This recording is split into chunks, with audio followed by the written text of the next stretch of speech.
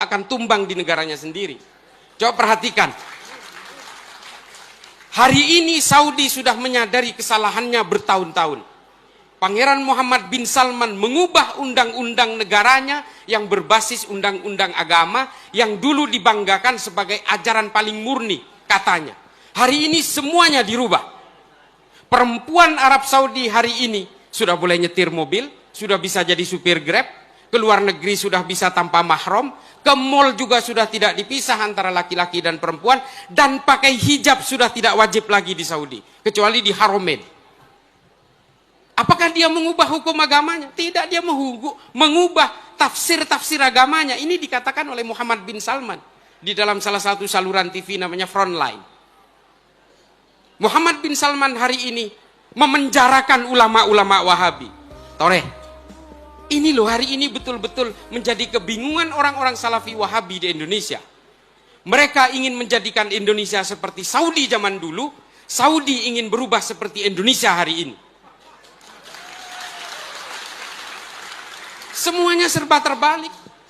Dan inilah ideologi. Bapak Ibu sekalian, agama itu bukan ideologi, tapi tafsirnya ideologis. Harus kita akui itu.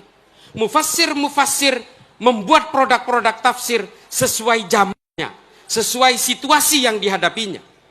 Kalau mufassir itu hidup pada zaman keterpurukan politik, maka produk tafsirnya tentang keberdayaan politik.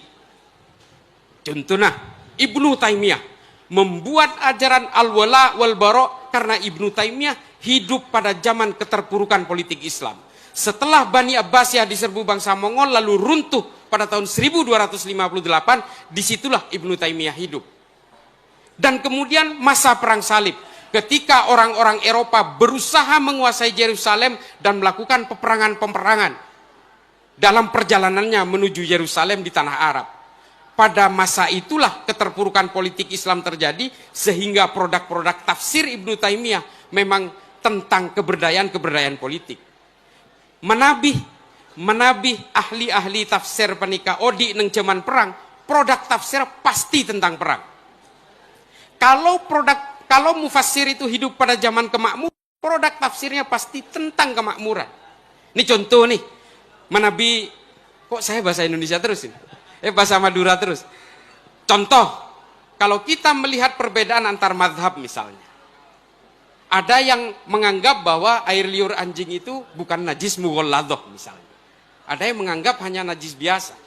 Karena yang menganggap air liur anjing itu adalah najis mughalladah hidup pada zaman pandemi rabies.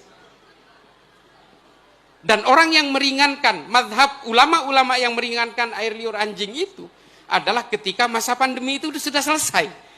Lalu kemudian produk-produk tafsirnya terpengaruh oleh situasi, oleh ahli tafsir itu. Nah, Arab Saudi hari ini menyadari kesalahan itu. Lalu kemudian dia ubah semua.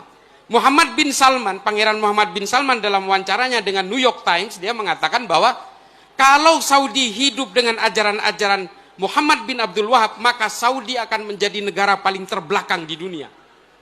Dan kemudian dia menyadari, lalu dia ubah semua tafsir-tafsirnya.